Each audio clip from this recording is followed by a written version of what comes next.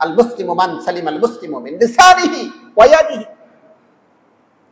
কত চমৎকার, কত মূল্যবান সম্পদ, কত মূল্যবান কথা আল্লাহ রাসূল বলে গেলেন, কত জামে মানে কথা বলে গেলেন, সংক্ষিপ্ত কথা, তার ভাবটা কত বড়। আজকাল আমাদের যুব সমাজের কাছে যাইতেও আমাদেরকে ভয় লাগে। যুবক ভাইরা মন খারাপ করেন না, আপনাদেরকে বলছি না, এরকম যুবক আছে দেশে, তাদের সামনে দিয়ে হেঁটে যাইতে ভয় পায়, না জানি কখন কি বলে ফেলে। কথা বলেন ঠিক কিনা? আপনারা রাগ করতেছেন মনে হয়, হ্যাঁ? তাহলে একটু হো হা না করলে আমি কেমনি বুঝতাম যে আপনারা বুঝতেছেন? যুব সমাজের কাছে হেঁটে যাওয়া যায় না, চেহারার দিকে তাকানো যায় না, চেহারার দিকে তাকাইতে গেলে 3 জগ পানি খেতে হয় বাসায়। সর্বনাশ, একদল বাঘের মতো মানুষের সামনে দিয়ে পার হয়ে আসলাম, আল্লাহ আমাকে সেভ করেছে। কথা বলেন ঠিক কিনা? এরকম যুবক আছে আমাদের দেশে। অথচ আল্লাহর নবী সাল্লাল্লাহু আলাইহি সাল্লাম বললেন, একজন যুবক আর একজন যুবকের জন্য পাহারাদার হয়ে যাবে, একজন মুসলমান আর একজন মুসলমানের জন্য পাহারাদার হয়ে যাবে। একজন মুসলমান, আল্লাহ রাসূল সাল্লাল্লাহু আলাইহি সাল্লাম হাদিস শরীফের মধ্যে আসছে, যা ফাতাতুন ইলা রাসূলিল্লাহি সাল্লাল্লাহু আলাইহি ওয়াসাল্লাম, আল্লাহ রাসূলের কাছে একজন যুবক আসলেন। আসার পরে তার সঙ্গে কিছু সাহচর্য লাভ করলেন, লাভ করার পরে রাস্তা পার হয়ে চলে গেলেন। পাহাড়ের পাদদেশ দিয়ে আর একজন সুন্দরী রূপসী মহিলার সঙ্গে তার দেখা হয়ে গেল। হালুম্মা, ওই মহিলা বললেন, হালুম্মা নাতাহাদ্দাসু, আসো একটু আমরা আলোচনা করি, কথাবার্তা বলি, একটু চ্যাটিং করি। আপনাদের আমাদের ভাষায় এখন চ্যাটিং করা। নাতাহাদ্দাস, আসেন না একটু চ্যাটিং করি। এই যুবক বললেন, তুমি তো জানো না, তোমার তো জানো নাই, একটু আগে আমি জনাবে মুহাম্মদ রাসূলুল্লাহ সাল্লাল্লাহু আলাইহি সাল্লাম, বিশ্বের শ্রেষ্ঠ মানব যিনি, ওই চরিত্রবান মানুষের কাছ থেকে কথা বলে এসেছি, কিছু নসিহত নিয়ে এসেছি। আমি তো এখন মুসলমান, আমার থেকে তুমি 100% নিরাপদ, তোমার কোনো ক্ষতি হবে না, তোমার সতীত্বের কোনো ক্ষতি হবে না, তোমার চরিত্রের কোনো ক্ষতি হবে না, তুমি নিরাপদে চলে যাও, এমন কাজ আমি কখনো আর করব না।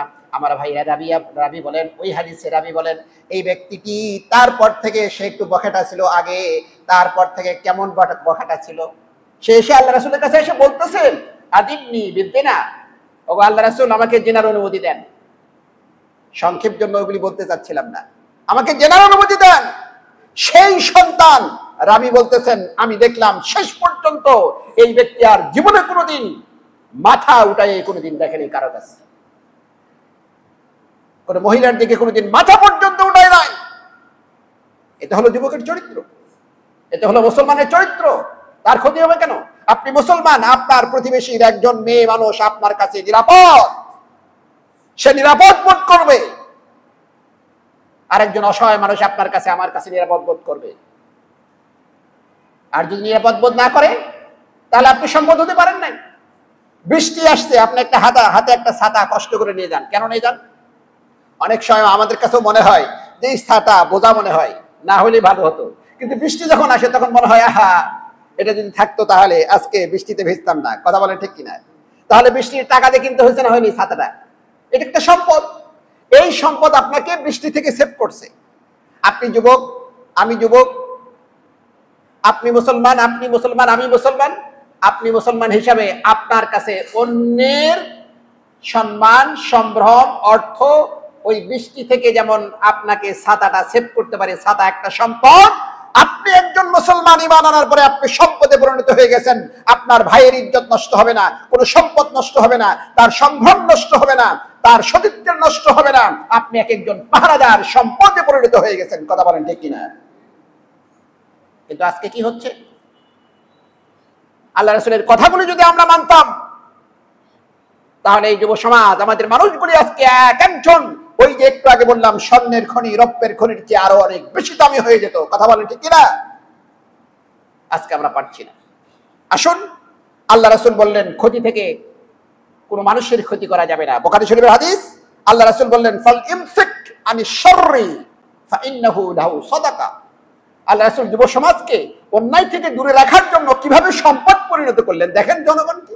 বললেন, ও যুবক, তুমি অন্যের ক্ষতি থেকে নিজেকে গুটিয়ে রাখো। যদি গুটিয়ে রাখতে পারো, তাহলে এই নিজে অন্যের ক্ষতি করো নাই, নিজেকে তুমি দূরে রাখছো ক্ষতি করা থেকে, এটাই ইন্নাহু লাহু সাদাকা। বুখারী শরীফের হাদিস, এটা তোমার জন্য সদাকা হিসাবে আল্লাহ রাব্বুল আলামিন কবুল করবেন। আপনি উট কুরবানি করবেন, সদাকা দিবেন, টাকা দিবেন, সম্পদ দিবেন। আল্লাহ রাসূল বলছেন তোমার কন্ট্রোলিং পাওয়ারটা যদি শক্তিশালী হয় তুমি অন্যের ক্ষতি করবে না। পাওয়ার দরকার আছে না নাই? শক্তি দরকার আছে না নাই? শক্তি দরকার আছে। একটা ম্যাগনেট আছে, এদিকে আরেকটা কিছু আছে।